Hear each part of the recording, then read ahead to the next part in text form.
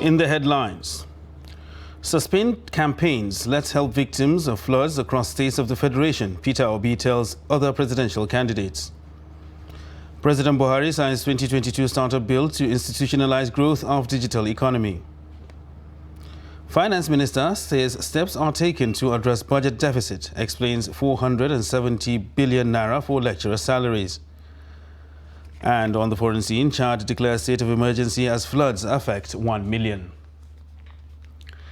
Hello and welcome to Trust TV News Update. I am Ibrahim Yusuf.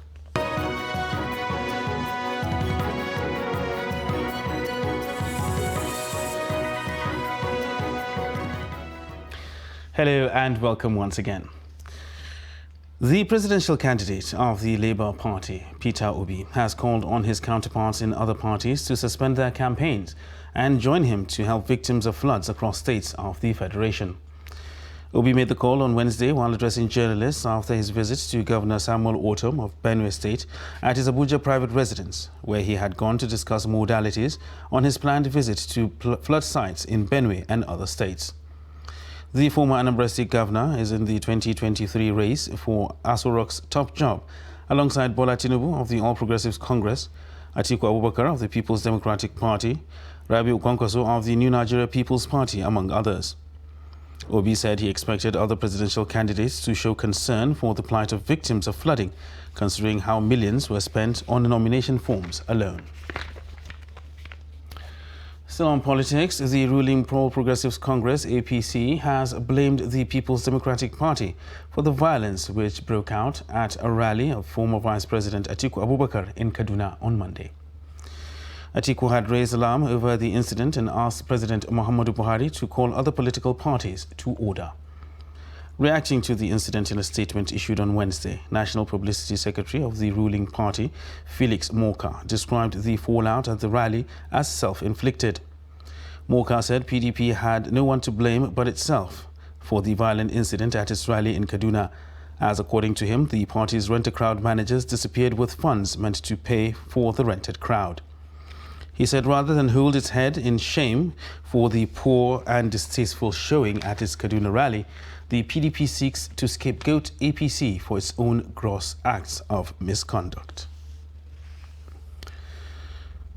Benue State Governor Samuel Ortom said if he were not a member of the People's Democratic Party, he would have worked for the victory of the presidential candidate of the Labour Party, Peter Obi. He stated this on Wednesday in Abuja when he hosted Obi in his private residence. Ortom said he is in PDP and working for the party, and if not in PDP, he would have been working for Peter Obi. The governor told his visitor to wait and see how things will work out, quoting a biblical injunction that says a man can receive nothing except what is given to him. Ortom said Obi may not have the wherewithal, but if God decides, no one can stop it. Still staying with politics, there are a multitude of opinions and commentaries emanating since the defection of the former secretary to the Katsina State government, Dr. Mustapha Inuwa, to the opposition party, the PDP. The former SGS was part of the current administration for 7 consecutive years before his defection.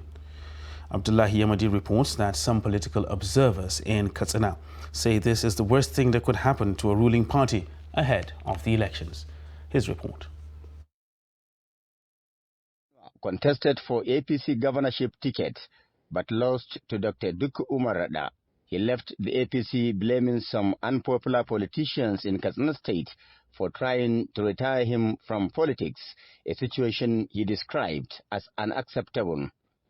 Mustafa insisted that those behind the decision to block his chances in the APC are opinionated and bent on ensuring that he no longer remain relevant within the state political arena. Apart from making a lot of insinuations, a lot of bad commentary about us, they engage other people also in making similar bad comments, accusations, and so on about it, including the candidate himself.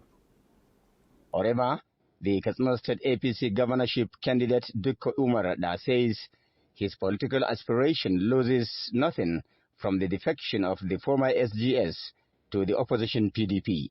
Most of the Nigerian politicians are addressing their own personal interests rather than the interests of the entire people. And this is not something that is new in an era like this one, because this is an era where the political situation is heating up and so many people are changing political parties because they could not meet up their personal interest. But as people are moving from APC to PDP, we are equally receiving thousands of people from PDP to APC. So this is something that is normal. Though defection is common characteristics in Nigerian politics, political observers say it creates unhealthy situations in the nation's democratic system. The movement or leaving one party to another is sometimes frequent. We know and we can witness many politicians who are leaving from the ruling party joining opposition, and some are leaving opposition joining the ruling party. That of Dr. Mustafa is one of the surprised. So it was wonders to the state citizens, that the people of Katsina State, to say a person of such personality leaving the party at these situations when election is at close door. Political watchers said that dynamics of politics in Katsina make it interesting and sophisticated, but politicians must play according to the rules of the game. Abdullahi Ismail Ahmadi, Trust Television News, Katsina. President Muhammadu Buhari has signed the Nigeria Startup Bill 2022 into law to create an enabling environment for the establishment, development and operation of startups in the country. The law, which holds huge benefits for the Nigerian economy, adopts an approach of allowing startups to identify business challenges and voice them out.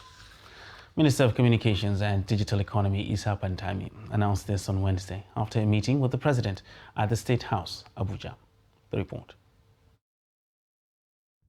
The Nigeria Startup Act 2022 is a joint initiative by Nigeria's tech startup ecosystem and the Presidency to harness the potential of Nigeria's digital economy through co-created regulations.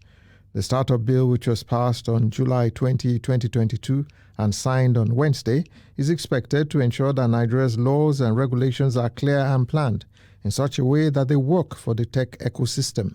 Minister of Communications and Digital Economy Isa Pantami is of the view that the Act will consolidate the growth of the digital economy. Startup law is just maybe young innovators that come up with some super ideas that can bring positive change to the world. They come up with a proposed solution that will resolve or solve a complex problem. So that is what we call startup. Usually you will see their market value is not even up to 10 million in some cases. So in that situation, to grow, they need government patronage, they need government intervention, and they need government incentives and tax holiday. The minister dares to boast that the Startup Bill will experience the same kind of success that has been recorded in other spheres of the digital economy, including the National Identity Management Commission. NIMSI was established in 2007, 15 years ago. The total number of enrollment in NIMSI Act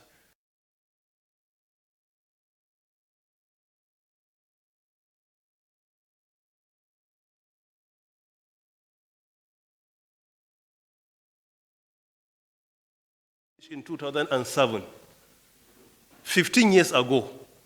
The total number of enrollment in NIMSI Act from 2007 to 2020 October, when Mr. President directed me to supervise NIMSI, within 15 years, the whole database was 39 million.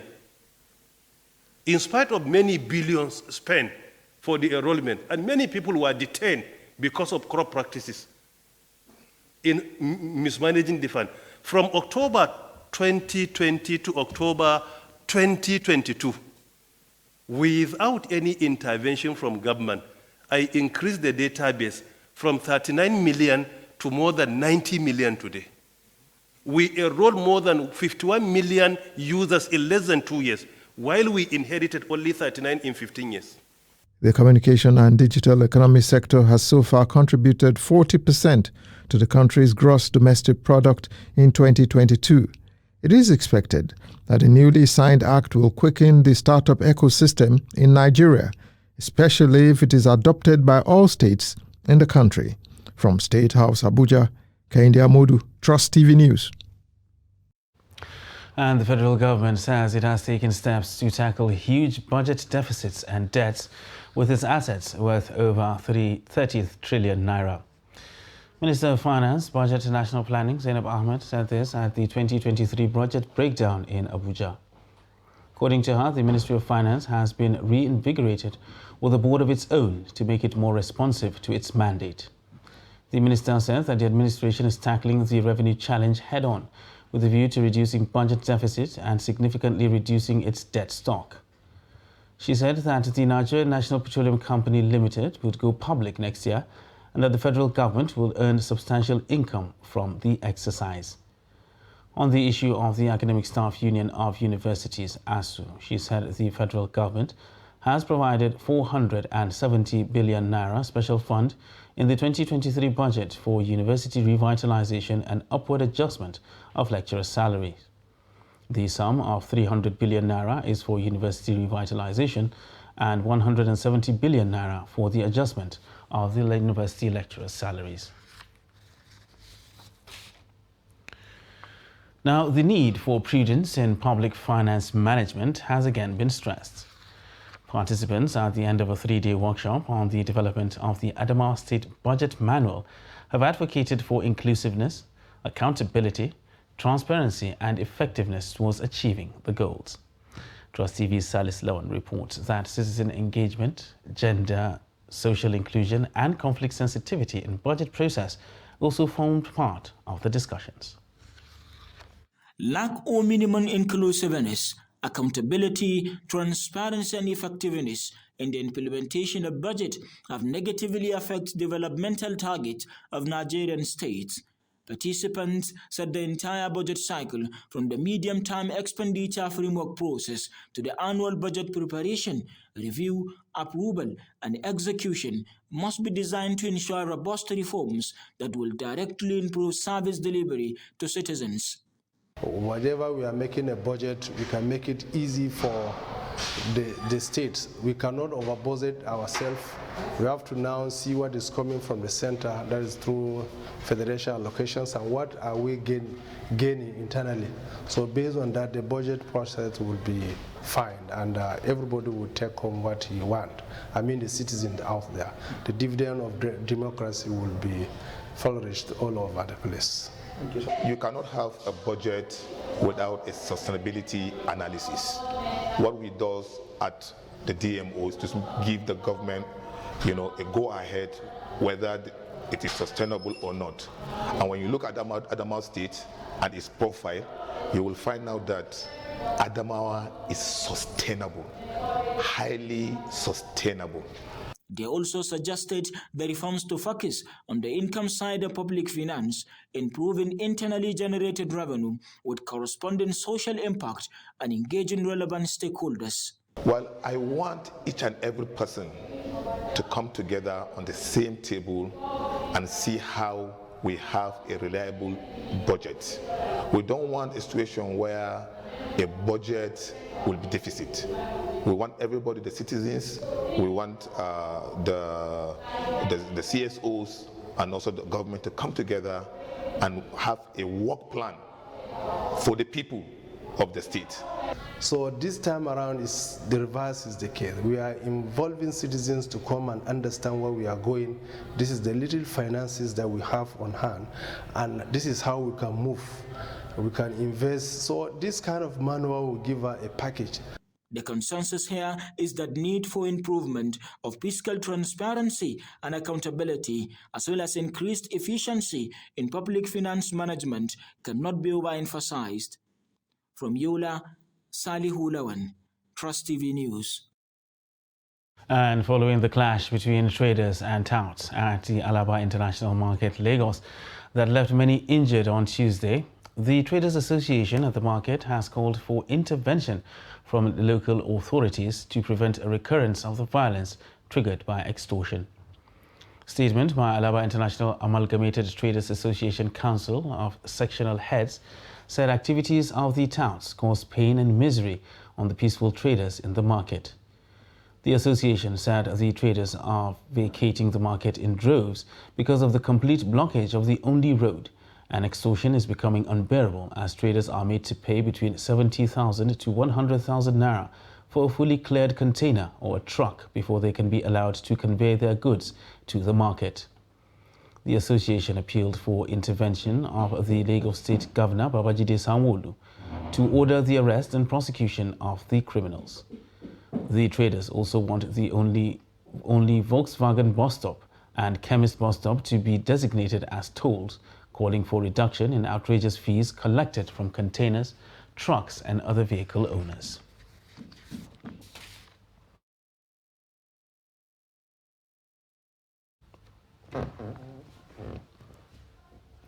Stay with us on Trust TV News Update.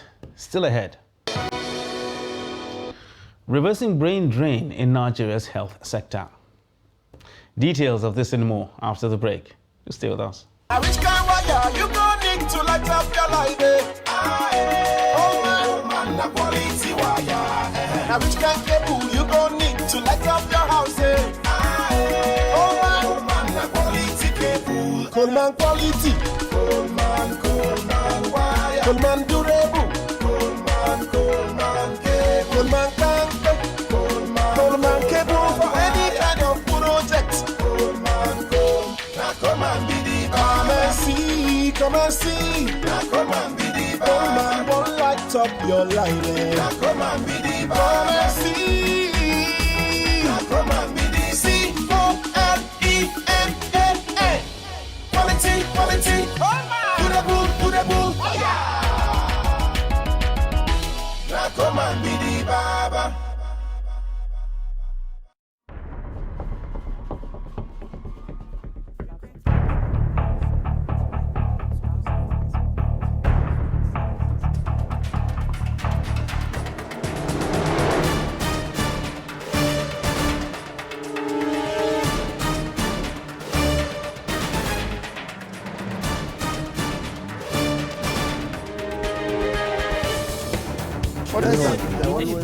That's great. It's good to see you.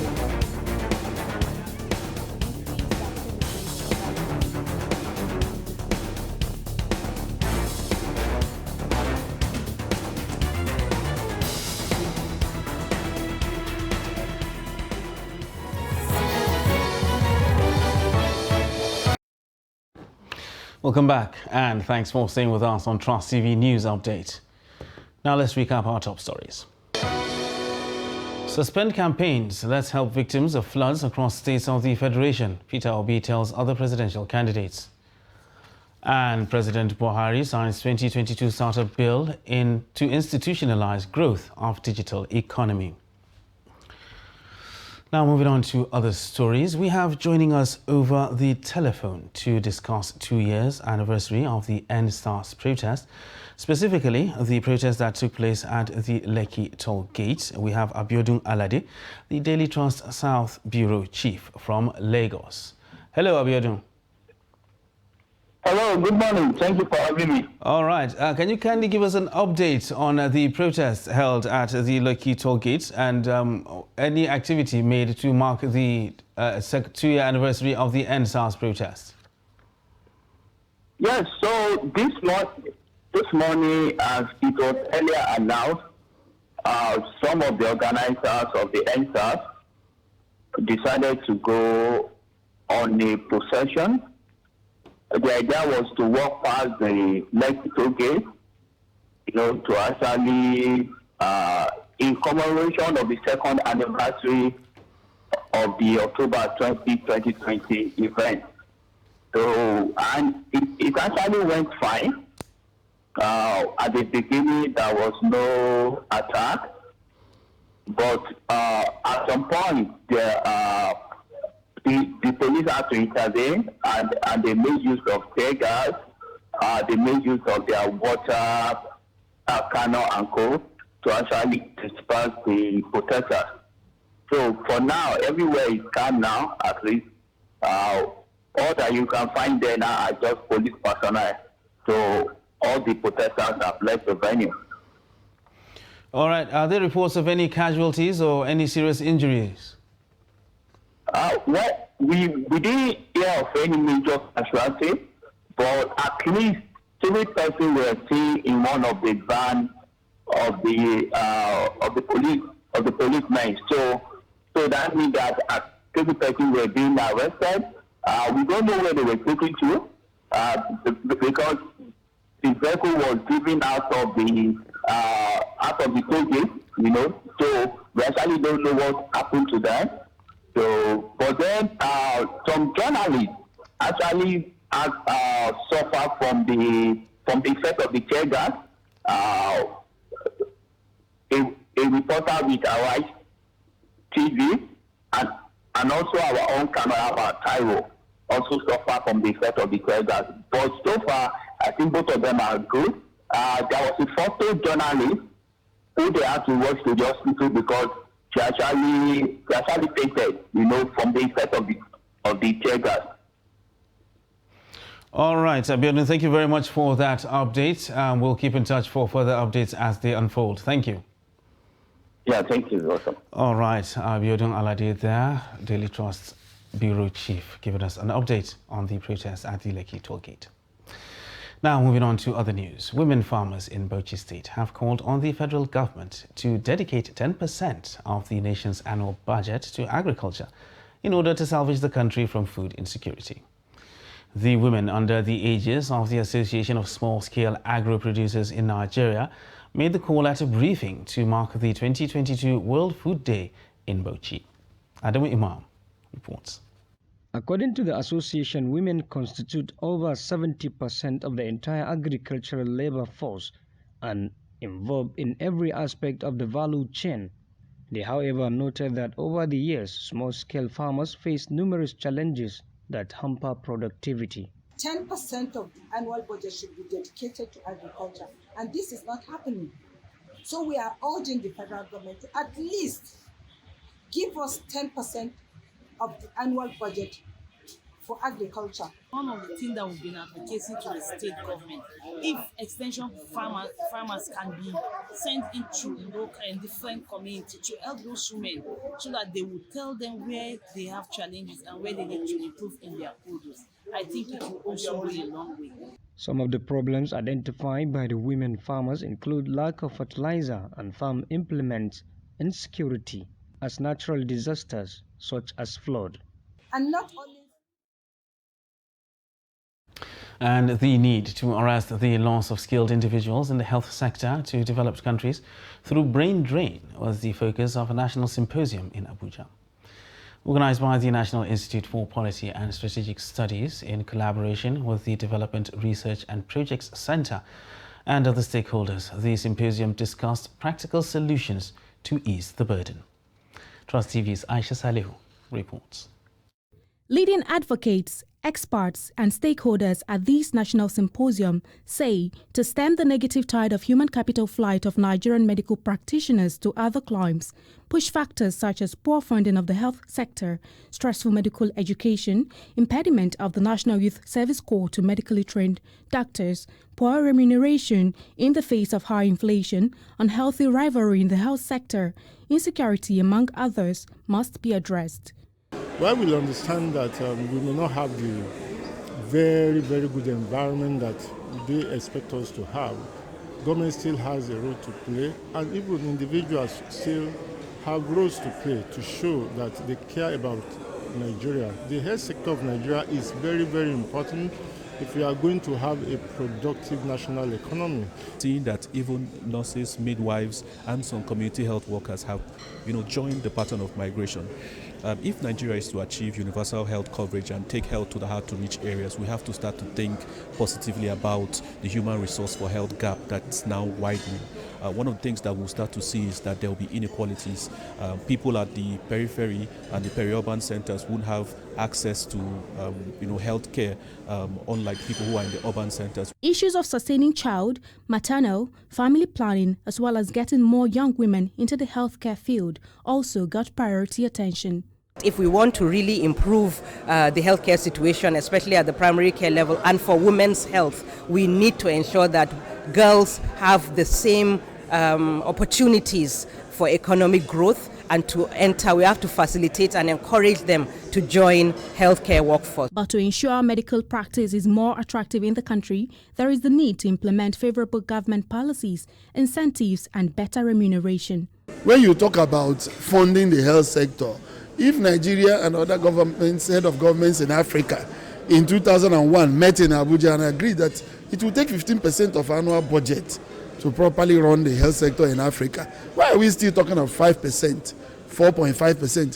2023 is 5.75%. The Federal Ministry of Health says it is working to identify strategies and mechanisms for sustainable financing as part of a wider search for solutions.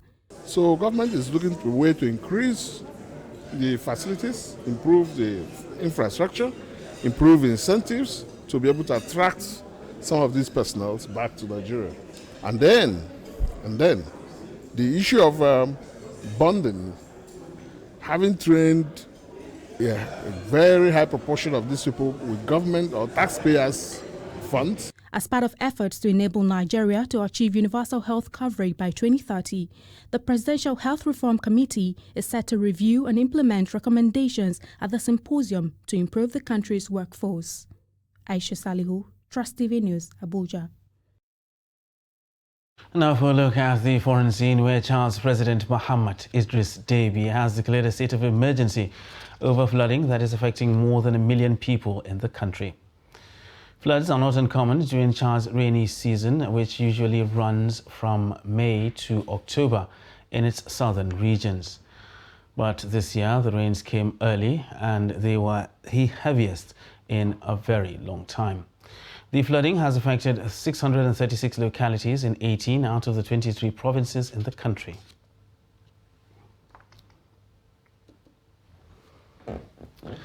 And that wraps up Trust TV News Update for this hour. For more news, you can subscribe to watch us live on YouTube and follow us across all our social media platforms. I am Ibrahim Yusuf. Thanks for watching.